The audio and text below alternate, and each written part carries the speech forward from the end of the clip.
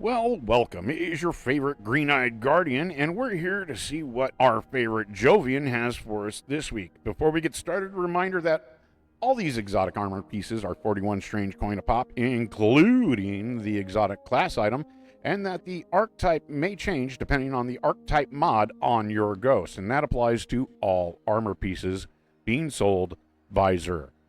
Starting with the Gemini Jester leg armor for hunters, dodging disorients and removes enemy radars, Therefore, I would be looking for class ability on that particular role. Star Eater Scales leg armor for hunters, pick up orbs of power to overcharge your super, so obviously I'd be looking for super on that one. Moving on to Titans, we've got the Lion Rampart leg armor, buffs maneuverability, hip firing, and firing in lift. So for that one, I'd probably be looking for weapons, and, whatever flavor you desire. Moving on to the Pyro Gale Gauntlets for the Hunter. Burning Maul and Consecration create Flame Cyclones. I would be looking for melee.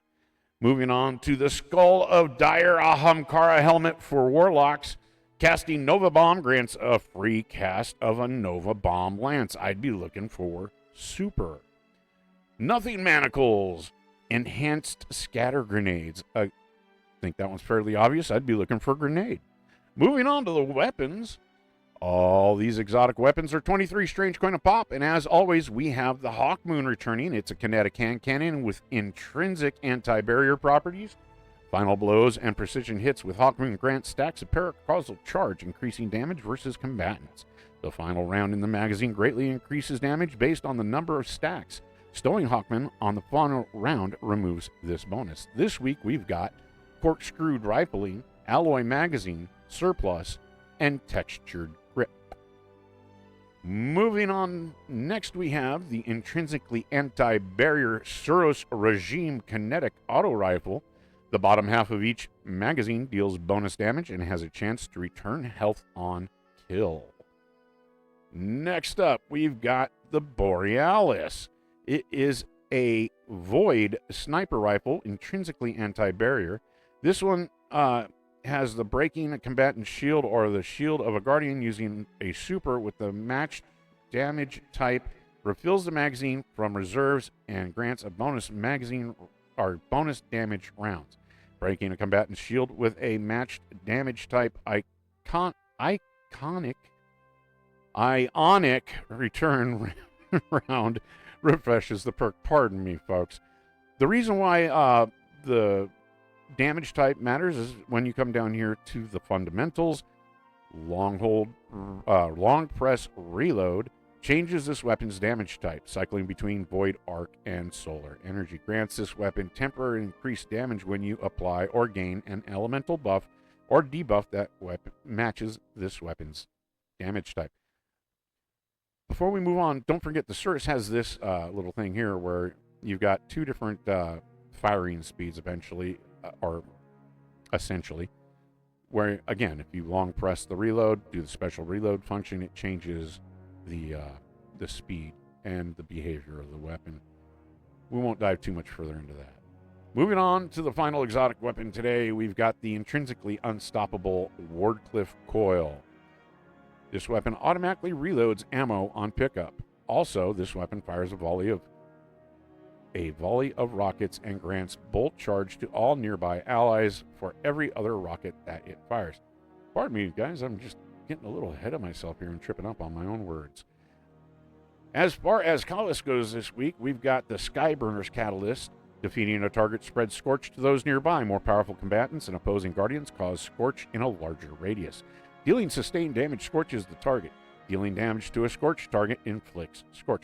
Guys, I gotta tell you, I love the Skyburner's Oath. I've loved it for so long. It goes right through those big Cabal shields, and, well, basically now it goes through just about any shield.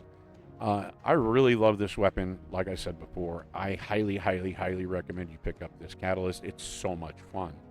Next, we have the Wave Splitter Catalyst. Dealing sustained damage creates an orb of power.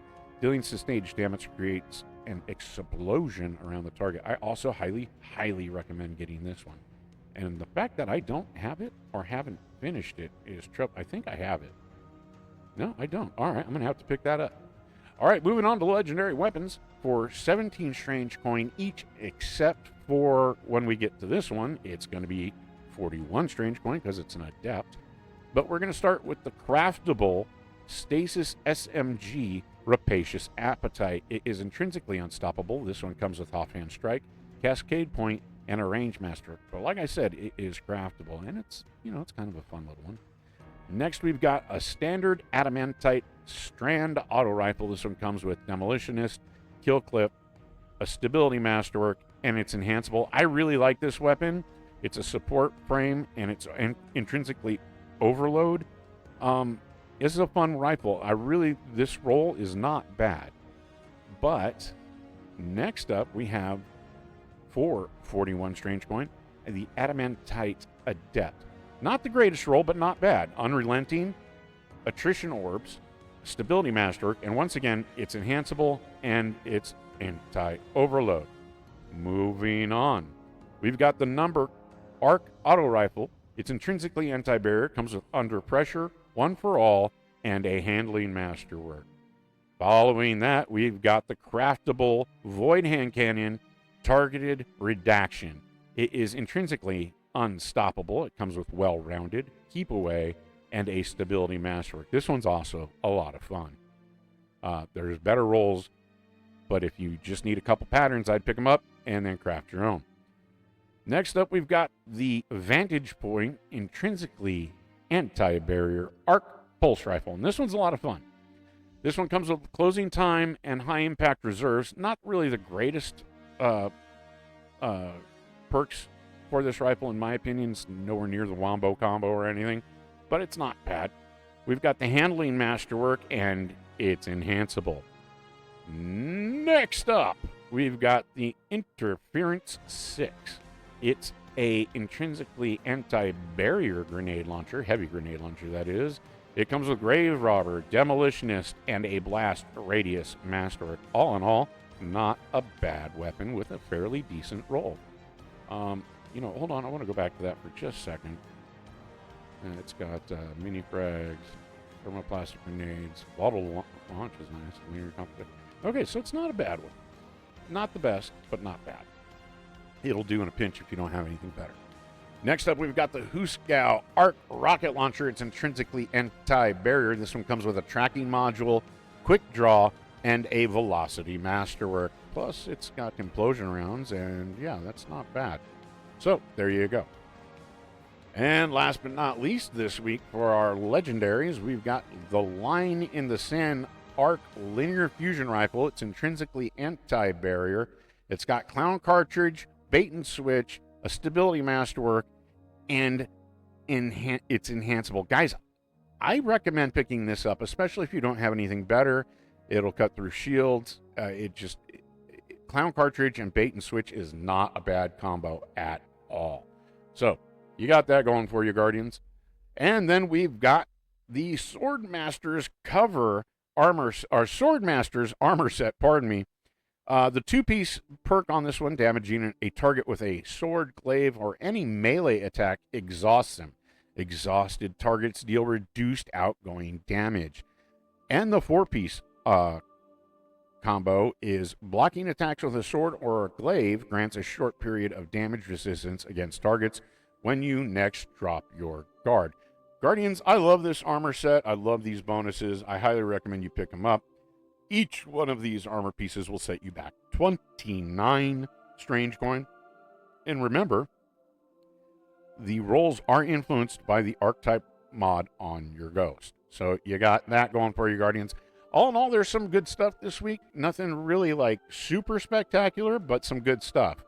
And that brings us to this portion here where we've got one Ascendant Shard for 41 strange coin, the usual assortment of enhancement cores and glimmer, and then we've got your Deep Sight Harmonizer for 41 strange coin. Guardians, pick this up.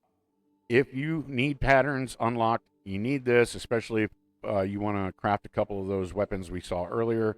Pick this up. Go ahead. Do it. Do it now. All right, before we move on, I want to cover one or two more things. Don't forget to pick up your exotic engram for 13 strange coin. And also, once you're done shopping, don't forget to pick up your favor of the 9. Okay, Guardians. Well, that's going to do it for Xur in D2. I think I'm going to link a short I made for Xur in D1. And that being said, thank you, Guardians. Thank you so much for watching. I really do appreciate you. If you found this video useful, or if you, dug it, which I hope you did, please do the like and subscribe thing. It really means a lot to the channel, and it means a lot to me personally. I really appreciate it. Thank you. Okay, Guardians. Well, go out, have a great week, be safe out there. Until next time, remember, Opera loves you.